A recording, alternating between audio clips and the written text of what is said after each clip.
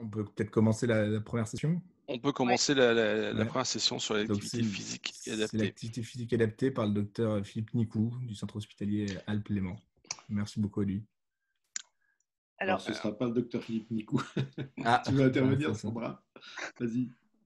ça ne sera pas le docteur Philippe Nicou. Il y a eu un petit couac au niveau Pas de organisation, souci. ça arrive. Mais le professeur Pierre Cochat va nous parler un peu D'accord.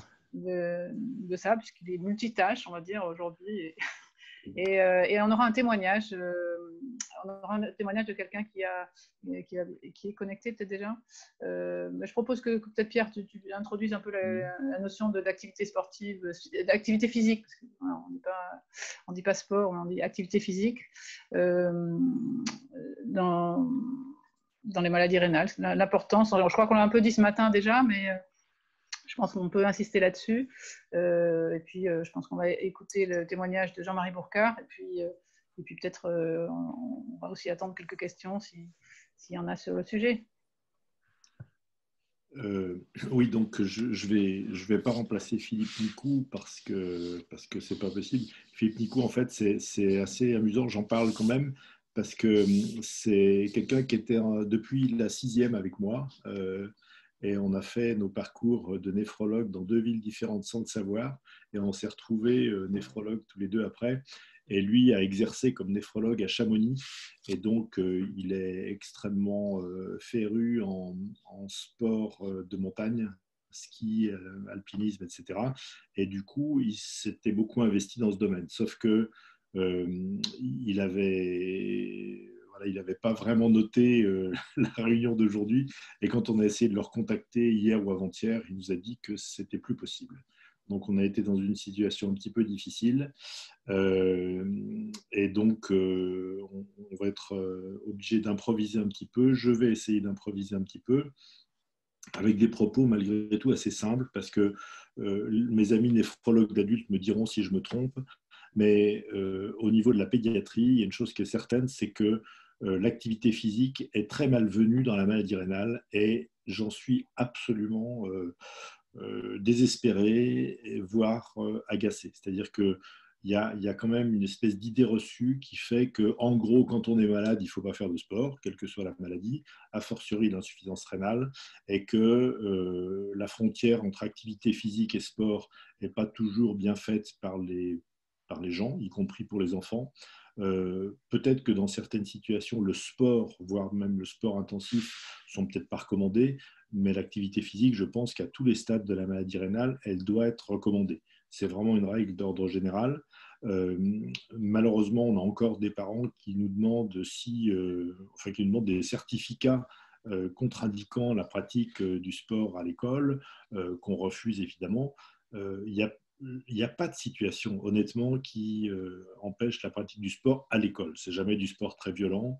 La pratique du sport à l'école, je pense qu'il n'y a pas de situation qui l'empêche, sauf si l'enfant est vraiment dans une situation particulièrement délicate où lui-même est fatigué, où lui-même s'auto-limite.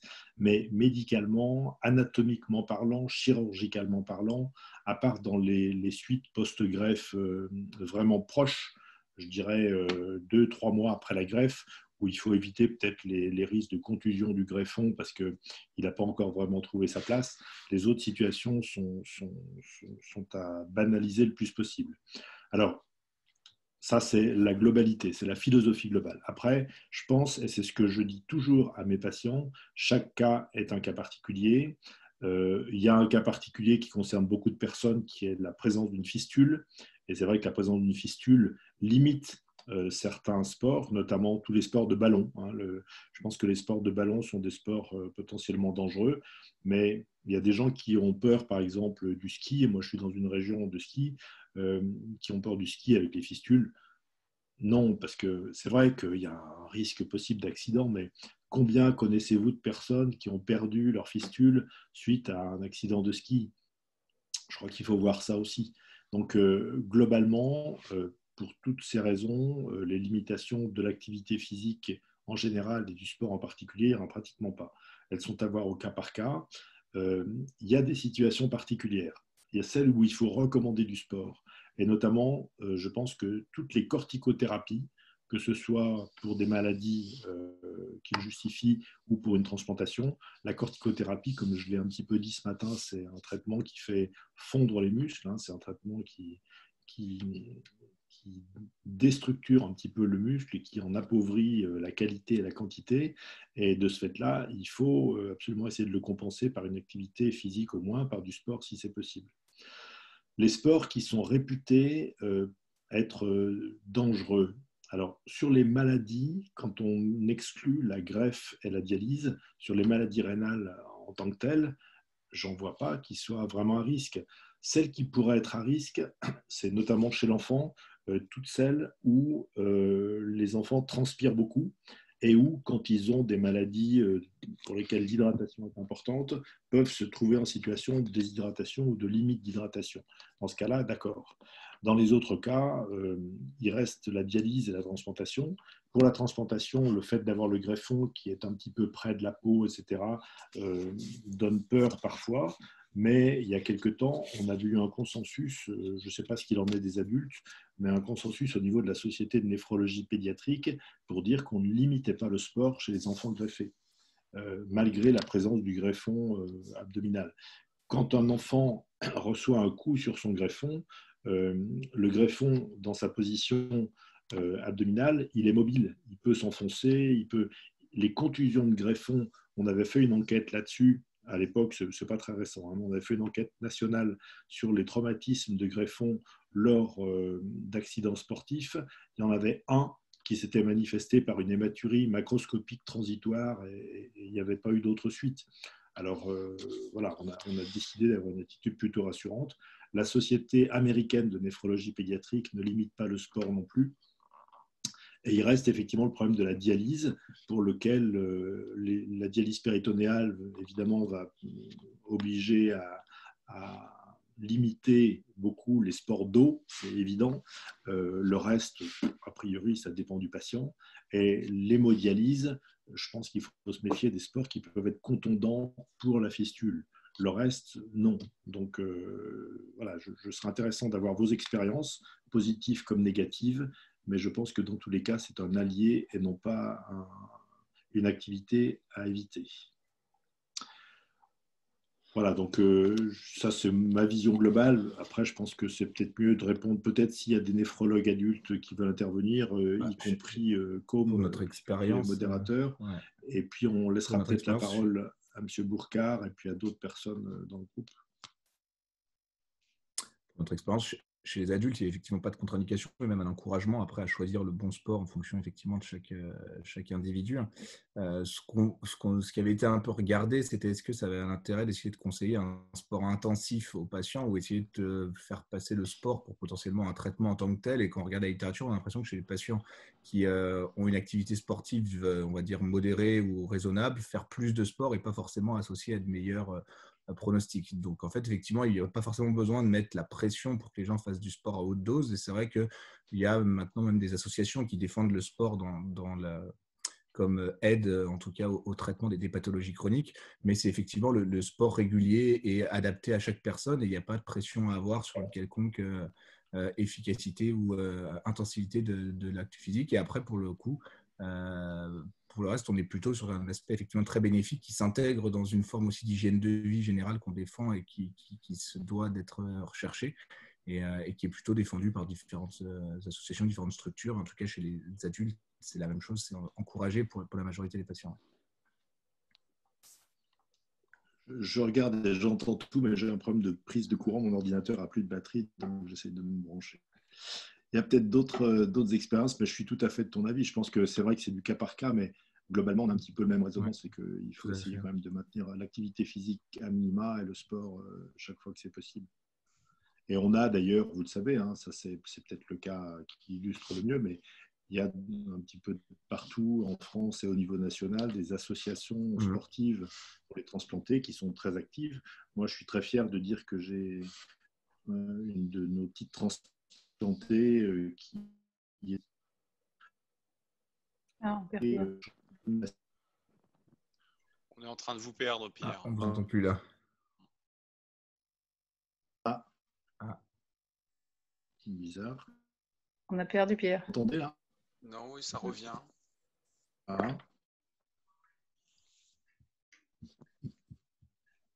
Là, vous m'entendez? Oui. Oui. Enfin, c'est faiblard. Bon. On va te laisser chercher ton câble. Voilà. Effectivement, on va donner la parole peut-être à Jean-Marie Si Bourcard. quelqu'un d'autre, ouais.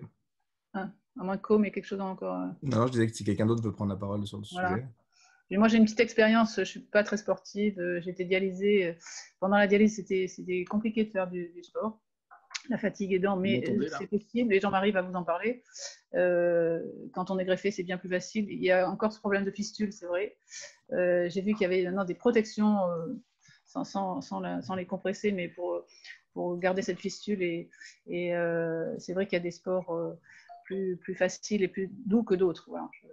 Mais je suis bien d'accord qu'il faut continuer à faire du sport. Jean-Marie, si tu veux prendre la parole. Oui. Le temps que Pierre revienne. Merci de me donner la parole. J'aimerais, pour faire le joint, vous dire d'abord que j'étais dispensé de sport dans ma jeunesse et je le regrette, dans la mesure où on est bien accepté dans ses limites physiques. Je crois que ce serait dommage de ne pas faire du sport pendant ses études. Et j'ai découvert le sport un peu plus tard à travers la randonnée. Et j'aimerais peut-être dire un mot en disant que rapidement, j'ai ce matin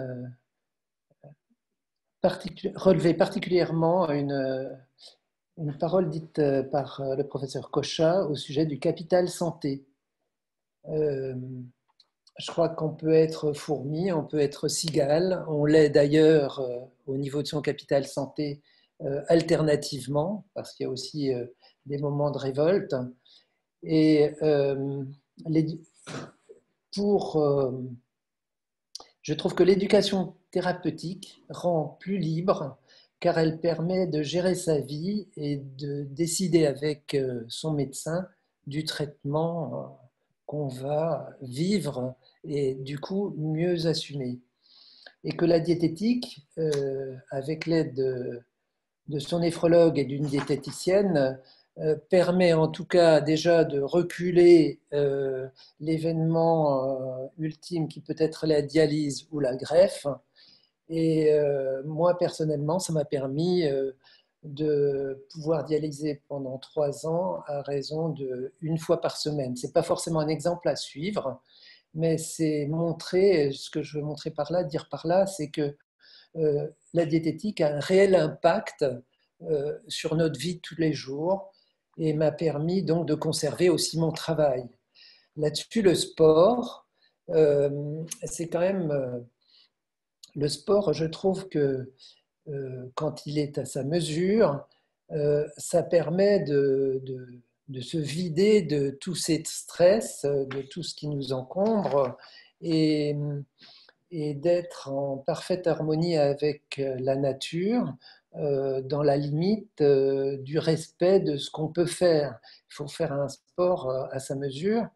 Et pour vous donner un exemple, mais parce que j'en avais fait avant, pendant les périodes de dialyse, eh ben, il nous arrivait en famille de faire 1000 mètres de dénivelé dans les Alpes. Et ceci avec une fillette de 4 ans ou 5 ans, donc on n'allait pas très vite, mais ça permet de se libérer de sa maladie, de se libérer de l'idée d'être même handicapé et d'être debout. Et je crois que ça donne, le sport, ça donne du punch. Moi, ça m'a donné du punch, y compris dans mon métier. Et même après la greffe, pendant ma période d'hospitalisation, dès que j'ai pu, je sortais autour de l'hôpital pour marcher chaque jour, faire 500 mètres. Mais ça m'a beaucoup aidé par la suite. Et je pense que pour maintenir après la greffe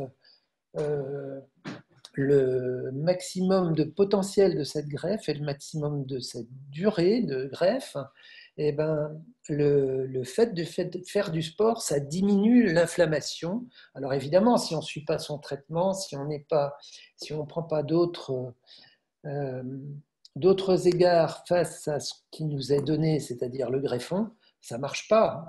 Mais quand on fait une conjonction d'une diététique normale, sans trop de sel, sans trop de protéines, un mode de vie équilibré, eh ben, on peut toujours faire du sport. Et là, en juin dernier, ben, on a fait une journée de crampons dans les Alpes à plus de 3500 mètres et ce n'était pas notre habitude. Donc, je crois qu'en fait, c'est vraiment une libération et une joie de faire du sport. Voilà ce que je voulais vous dire. Très bien. Vous m'avez Pour compléter, récupéré, hein, vous m'entendez? Oui, très bien. Oui. Bon. Je ne sais pas ce qui s'est passé, mais Faire j'ai du dû sport, ça changer peut de se faire réseau. sur. Je voudrais prendre juste la parole et Oui, je t'en prie. revenir sur ce que Jean-Marie Bourcard disait à l'instant. C'est effectivement le sport et se donner le droit de le faire. Ne pas. Moi-même, je suis en insuffisance aussi et j'essaye de retarder au maximum une dialyse et une greffe par la suite. Et je remarque ça fait 30 ans que je fais de la natation. Bon, là, dans les circonstances, je parle dans mon cas personnel, mais je sais que physiquement, ça m'a beaucoup, beaucoup aidé.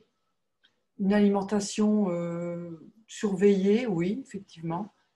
Mais le sport, la marche, comme disait Jean-Marie, effectivement, toujours aller de l'avant et essayer d'en faire tous les jours, si on peut, un minimum, mais en faire tous les jours. Et c'est vrai que ça recule, ça aide beaucoup. Et puis nerveusement aussi, c'est très bon pour toute personne qui a une pathologie rénale. Vous avez parfaitement raison. Je pense qu'il faut même aller, moi j'ai envie de vous inciter à aller jusqu'au bout de vos capacités. Oui, il faut aller. C'est-à-dire que, voilà, il n'y a pas de risque, honnêtement, il n'y a pas de risque. Non, mais on J'ai jamais s'interdit. vu. Il y a Voilà. beaucoup de gens qui s'interdisent et c'est dommage. Ils sont dans la tête, les risques, ils ne sont pas dans la réalité. Il y a un côté Il y a plein de façons de faire du. important.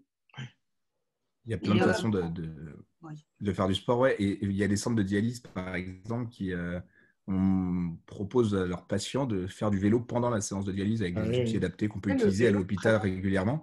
Et en fait, ce qu'ils ont montré, alors ça reste des niches, mais ça pourrait totalement se démocratiser. Et puis finalement, ça ne serait pas forcément un coût extrêmement important si on peut offrir un peu ce confort aux patients. Et en fait, les patients qui ont essayé de faire du vélo pendant les séances de dialyse, généralement, on réclame de nouveau ensuite le vélo par la suite. Et c'est eux qui sont moteurs dans le fait de faire de l'exercice. Et ça, par exemple, comme on a tendance à dire de façon assez, pas forcément. Enfin, ça ne repose pas sur des bases forcément très solides, mais on a tendance à dire que 30 minutes de sport 5 jours par semaine, ça peut suffire déjà à améliorer le capital santé, comme on dit, les effets cardiovasculaires. Faire du vélo pendant une séance de dialyse, par exemple, et après, on peut imaginer que si on commence à rentrer dans l'idée de faire du sport durant ces soins, durant ces traitements, les possibilités sont infinies et on ne sait pas ce qui peut être créé. Et il y a Olivier Coustard qui avait fait un guide qui est spécialement adapté à l'activité physique chez les patients dialysés et les patients transplantés, et où justement il donne son avis et puis les différentes façons de pouvoir réussir à trouver sa propre activité physique qui convient. Moi, je pense aussi que les patients ne savent pas trop ce qu'ils peuvent faire. Et on ne leur explique pas effectivement qu'ils peuvent faire du sport et quel sport. Parce que ne sachant pas, aller s'inscrire dans un cours de gym, par exemple, est-ce que ça va être bon pour eux, pour leur greffon ou pour leur statut de dialysé? Donc, il y a une méconnaissance de la part des patients qui sont, je pense, tout à fait conscients du besoin de faire du sport, mais qui n'osent pas le faire parce que d'emblée, parce que d'eux-mêmes, ils ne savent pas. Et donc, en hésitant, il ne faut pas du tout. Il faudrait qu'ils soient informés davantage en fonction de leur situation rénale, de ce qu'ils peuvent faire, où ils peuvent aller, et leur dire, mais non, ça vous pouvez le faire sans problème, parce que d'eux-mêmes, ils n'osent pas, pour certains. Oui.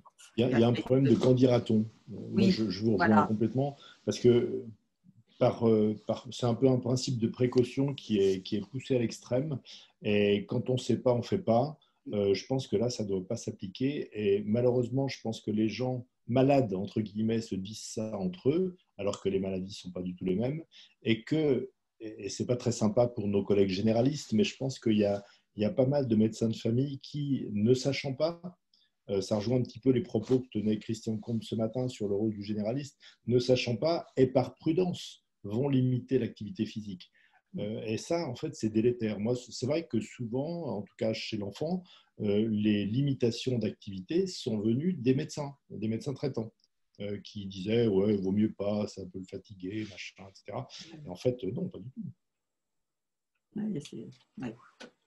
Je crois que là, il y a une information à faire auprès des patients pour qu'ils puissents faire du sport, quoi. Parce qu'ils sont conscients qu'ils en ont besoin, mais ne sachant pas vraiment, ils ne font pas, par mesure de précaution, entre guillemets. Mais c'est ça. Alors, il y a des commentaires intéressants là dans le chat. Je vais lire Lily. Lily fait de la danse, promène le chien, mais nous sommes en difficulté car elle est en terminale et le sport à l'école n'est pas adapté pour elle, même si on propose un barème adapté. Elle est fatigable et, ça a bougé, est anémiée de temps en temps. Cependant, elle sera notée pour le bac et ses notes ne sont pas excellentes et lui font baisser sa moyenne. Ça, c'est vrai et je trouve pas normal. Dans ce cas-là, enfin, moi, personnellement, dans ce cas-là, je fais un certificat. Faut pas, ce serait scandaleux. Nous, on fait tout pour que tout le monde, enfant, adulte, soit introduit dans une vie normale. Introduire dans une vie normale, c'est déjà pas être plombé au bac pour une activité qu'elle ne peut pas faire. Donc là, de manière exceptionnelle, moi, je ferai un certificat comme quoi sa maladie ne donne pas accès au sport. Et puis voilà, c'est pas la logique, c'est pas ce qu'on veut, mais je pense que c'est ce qu'il faudrait essayer de faire. Il ne faut pas la pénaliser au niveau de son bac pour ça, et ça n'empêche pas de faire ses activités à côté. Ça pose le problème de l'adaptation avec l'école. Maintenant, l'école, ils ont des programmes qui sont assez rigides. Ils font des programmes par semestre ou par quadrimestre. L'activité physique, ce n'est pas toujours adapté, c'est sûr. Ça, moi, je le vis au quotidien. Et ce n'est pas exceptionnel que dans des situations analogues à celle de Lily, je fasse des certificats pour qu'ils ne soient pas pénalisés. Ça, c'est... Alors ensuite, il y a un autre commentaire. Oui, ouais. pardon, vas-y. Non, mais excuse-moi Pierre. Mais il y a effectivement Cimer, je pense que c'est un pseudo, qui fait partie de l'association Transform qui est créée par Olivier Couster. Et effectivement, c'est une association qui, alors je ne sais pas si ça serait intéressant que cette personne prenne la parole, mais c'est effectivement une association où tous les transplantés et tous les greffés peuvent exercer du sport, y compris à travers des compétitions internationales. C'est une très belle association que Olivier Couster a pu créer il y a quelques années. Nous, on travaille avec eux un petit peu pour essayer de promouvoir leur projet. Et effectivement, ils organisent même des compétitions entre différents transplantés, mais pas que de transplantés rénaux, c'est des transplantations de tout organe. Et donc, c'est une façon aussi de faire parler de la transplantation et de défendre le traitement et d'essayer de faire parler en tout cas de ces maladies-là. Et effectivement, il a d'excellents résultats et il a surtout une très très bonne visibilité dans plein de domaines, mais probablement plus dans les domaines un petit peu déjà sensibilisés à la pratique sportive. Et effectivement, je pense que son association ou son combat manque d'implantation locale dans les centres de dialyse, dans les hôpitaux. C'est-à-dire que quand on est sportif et qu'on est transplanté ou qu'on est sportif et greffé, on va aller spontanément s'intéresser à ce genre de structure ou ce genre d'association parce qu'on cherche des réponses. Mais c'est vrai que je pense que les personnes qui sont le plus susceptibles de bénéficier de ça, c'est justement les personnes qui ne sont pas sensibilisées, qui n'osent pas et qui ne vont pas aller spontanément vers des associations de sport. C'est-à-dire que quand on n'est pas sportif, aller vers une association sportive, ce n'est pas forcément quelque chose qui est extrêmement intuitif. Donc c'est vrai que pour le coup, faire la lumière sur ce genre d'association ou le genre d'efforts physiques comme fait Fabrice Huré qui court des trails dans le monde entier alors qu'il est dialysé nocturne, tout ça, ça peut effectivement permettre à des gens qui soupçonnaient même pas qu'ils avaient la possibilité de se mettre au sport de le faire.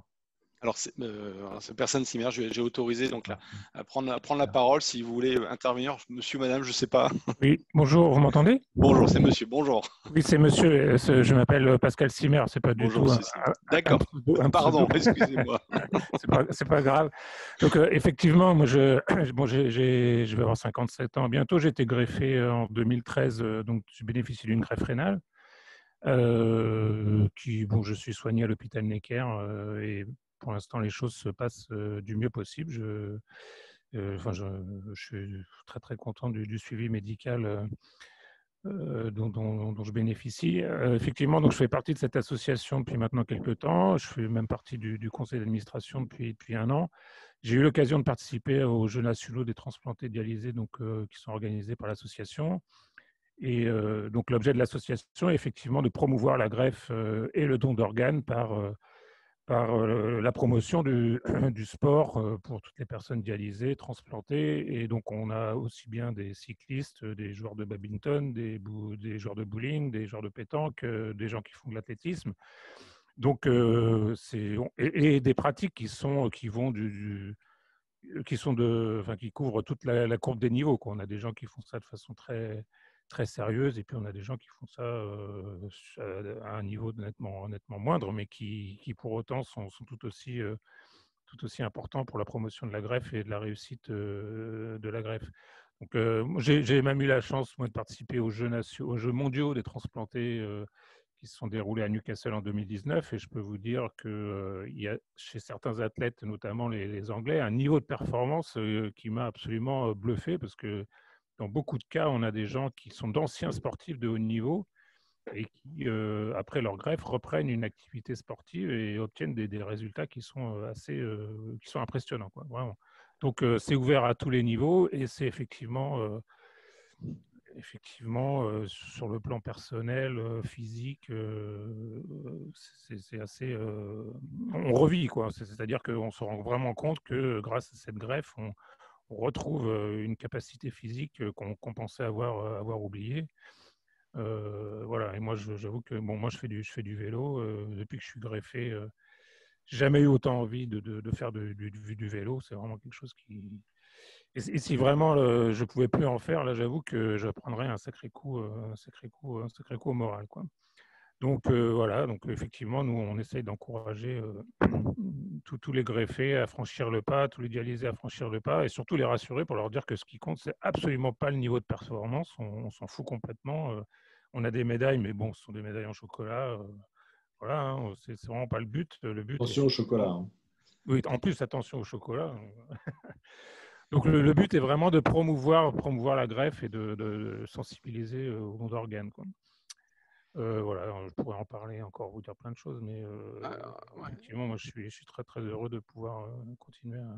Enfin, j'ai essayé de faire un peu de sport pendant ma période de dialyse. Bon, c'était pas pareil. Et puis, la dialyse prenait trop de place psychologiquement, 3 fois par semaine, 3 heures. J'avais pas du tout le même plaisir, et donc j'ai rapidement abandonné. Mais depuis que j'ai été greffé, oui, j'ai repris le vélo. Et alors, je fais pas du tout du vélo à un niveau compétitif, hein. J'ai jamais été licencié, je suis jamais été dans un club. Mais c'est un des sports, effectivement, quand on est greffé, on risque. Bon, on fait attention évidemment, mais n'importe quel cycliste fait attention, que ce soit greffé ou non. Donc ça change pas grand-chose à la pratique. Voilà. Par contre, ce que je déplore un peu, c'est qu'effectivement, lorsque je parle de cette association aux soignants à l'hôpital, très très peu connaissent. Et donc du coup, effectivement, je ne suis pas étonné que les patients ne connaissent pas, parce que les soignants eux-mêmes ne connaissent pas l'existence de l'association quasiment. Alors allez, on y est sûrement, on a notre part de responsabilité, bien évidemment, mais je pense que le fait de prescrire l'activité sportive dans le traitement de la maladie, au même titre que n'importe quel médicament, n'a pas l'air encore d'avoir vraiment fait tous ses effets, quoi. Voilà ce que je pouvais dire. Merci monsieur Simer. Madame Nicolas, Champenois avait levé la main, avait souhaité intervenir peut-être. Nicolas, je voulais prendre la parole 2 minutes. Je pense que c'est l'occasion, à ce moment où on parle d'activité sportive, on a une association, et tu la connais bien, qui fait courir les gens, et je pense que c'est l'occasion de courir pour la IRG. La course solidaire, donc tu peux en parler peut-être 2 minutes, je pense que c'est le moment. Il y a quelque chose qui se passe. Tous les ans en Bretagne, sauf cette année bien évidemment, pour les raisons que vous connaissez, il y a une course solidaire qui est organisée dans le joli village de Plergué en Bretagne, donc à quelques kilomètres de Saint-Malo. Et cette course donc ça aurait dû être la 3e année cette année, mais ça a été reporté donc en 2021. Ça devait se tenir ici au mois de septembre, mais une nouvelle fois ça a été décalé. Et donc c'est une course solidaire. Donc il y a de la marche, il y a un 5 km, il y a un 10 km, et au profit de l'association de la IRG, et plus particulièrement d'une pathologie qui est le CHU atypique, le syndrome hémolytique et urémique atypique. Et donc effectivement, ma fille qui a 14 ans, greffé, atteint d'un cheville atypique, qui n'est pas du tout sportif pour le coup, a participé à la marche et elle a fait le parcours et elle était fière d'avoir terminé ce parcours. Et je reviendrai sur la thématique de ce qu'on fait actuellement, là, cette activité physique adaptée. Et le adapté est extrêmement important puisque, je dirais, il ne faut pas être sportif de haut niveau pour faire du sport. Quel que soit le sport, dès l'instant où on se fait plaisir, on se fait du bien, ça peut être, dès l'instant où c'est adapté, ça peut être que bénéfique. Donc voilà. Alors j'avais autorisé Madame Champenois à intervenir, vous aviez levé la main, Madame, je ne sais pas si vous voulez prendre la parole. Oui, tout à fait, pour compléter ce qu'on disait par rapport au sport et notamment le sport peut être prescrit. Certaines mutuelles, dans le cadre des contrats santé, le prennent en charge et subventionnent une partie du montant. Donc, ça peut aussi être une aide pour certaines personnes qui auraient un frein sur les aspects financiers de la pratique du sport. Très bien. Merci. Est-ce que Monsieur Simer souhaitait réintervenir? Non. Allô? Non. Oui, non. Ok. Non, c'est une fausse manip, pardon. Pas de souci. Est-ce qu'il y a d'autres témoignages? Là, Jérôme? Donc, Jérôme, oui, tu peux prendre la parole. on parlait ce matin de l'activité physique adaptée dans le cadre de l'éducation thérapeutique du patient. Et justement, dans les programmes, il faut vraiment faire en sorte, de la part des professionnels de santé et des patients impliqués dans ces programmes-là, qu'il puisse y avoir un atelier d'éducation thérapeutique autour de l'activité physique adaptée, parce que c'est ce qui met souvent le pied à l'étrier. Et donc, du coup, vraiment, c'est vraiment quelque chose d'important je pense, pour le TP. Voilà, c'est des clés qui sont données. Et moi, le premier, à titre personnel, j'ai vraiment du mal à La communication n'est pas bonne, Jérôme. On est en train de te perdre. J'allais dire, La communication n'est pas bonne. Je vais donner la parole à Jean-Manuel Bessé, qu'on connaît bien au sein de l'association. Jean-Manuel, tu peux activer ton micro, je t'ai donné la parole. Il y a une autre personne qui souhaiterait aussi intervenir. Jean-Manuel, on t'écoute. Oui, vous m'entendez? On t'entend bien, bonjour. Oui, bonjour. Non, je voulais juste parler de mon expérience personnelle il y a quelques années. Quand j'étais en dialyse, en fait, j'avais la chance d'avoir un golf qui était, que Catherine Jagu connaît très bien, qui est la Bretèche à Messillac, en Loire-Atlantique. Et en fait, pendant que j'étais dialysé, j'ai fait pas mal de compétitions. J'en ai même gagné certaines. Et ça m'a permis un petit peu de finalement… bon, alors évidemment, le golf n'est pas un sport excessivement violent. C'est simplement… Par contre, il est très violent au niveau du swing, parce que le swing est quand même est très complet. Hein. C'est au niveau, je dirais, purement corporel. C'est un effort qui est bref, mais qui est très complet. Et donc, et puis en plus, il y a quand même… On marche 7-8 km, parce qu'il faut savoir que 18 trous, une partie en compétition dure 4h30, 5 heures. Finalement, c'est comme une dialyse, hein, quelque part, même si c'est moins contraignant. Et on marche 7-8 km sur le parcours. Et donc, en tirant le chariot, etc. Donc, c'est quand même un sport qui est, n'en déplaise à certains qui disent que c'est un sport un peu pépère, etc. C'est un sport quand même qui permet à la fois de se promener en pleine nature, au milieu des arbres, etc. Et puis de respirer le bon air, évidemment, sauf si on est à côté d'une usine Seveso, c'est évident. Et ça permet quand même d'avoir quand même un éventail, de faire un éventail au niveau des efforts qui est quand même assez intéressant. Donc, voilà. Donc, c'est tout ce que je voulais dire. Donc, le golf peut se pratiquer en dialyse. Il n'y a pas de problème au niveau de la fistule. Il n'y a rien. Moi, j'ai jamais eu de problème au niveau de la fistule avec la pratique du golf. Et donc, voilà, tout simplement. Merci Jean-Manuel. J'avais activé une autre personne, Olette. Si vous voulez prendre la parole, activez votre micro.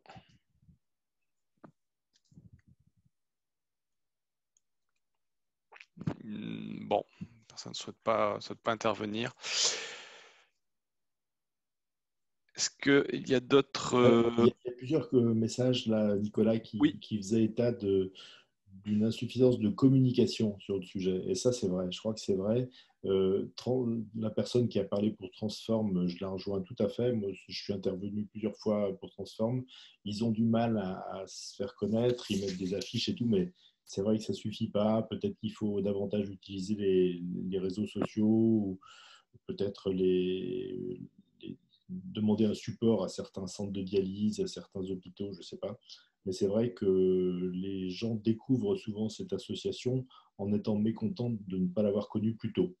Et je trouve que voilà, c'est un message que je partage complètement parce qu'il y a une insuffisance d'information et il y a surtout de la désinformation. Donc, il faut lutter contre cette désinformation.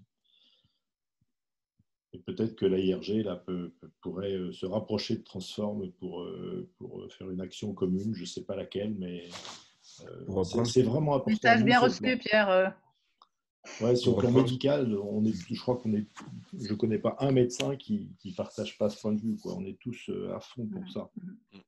Pour reprendre ce qu'on disait sur le fait que les médecins n'étaient pas forcément sensibilisés avant même les patients, nous, on a fait une action avec Transform pour essayer d'implanter un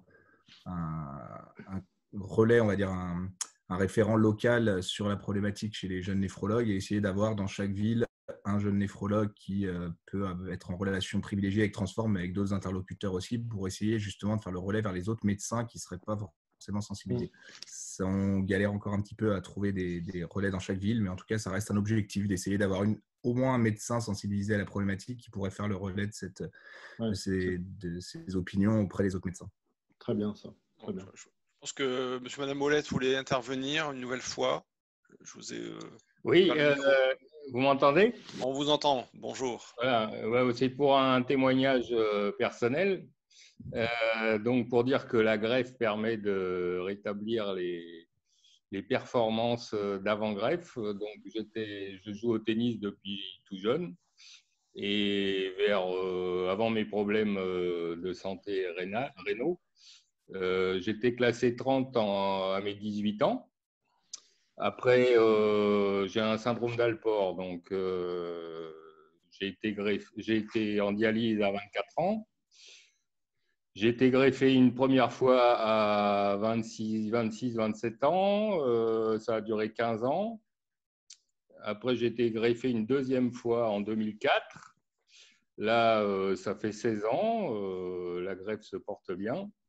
Et je viens à nouveau je suis à nouveau classé 30 au tennis depuis 2020, donc à 57 ans. Et pour dire que c'était un peu un défi personnel de pouvoir réatteindre mon classement de mes 18 ans avant mes problèmes de rénaux. Et donc, voilà, donc pour dire que après 2 greffes rénales qui me portant bien, j'ai à nouveau réatteint mon niveau de 18 ans. Donc, je joue, bon, alors au niveau physique, c'est plus mes 18 ans, hein, mais avec l'expérience en plus, j'arrive à nouveau à atteindre le même niveau. Donc, pour dire que le sport me fait beaucoup de bien. Je pense que le sport me permet également de faire que ma greffe se porte bien.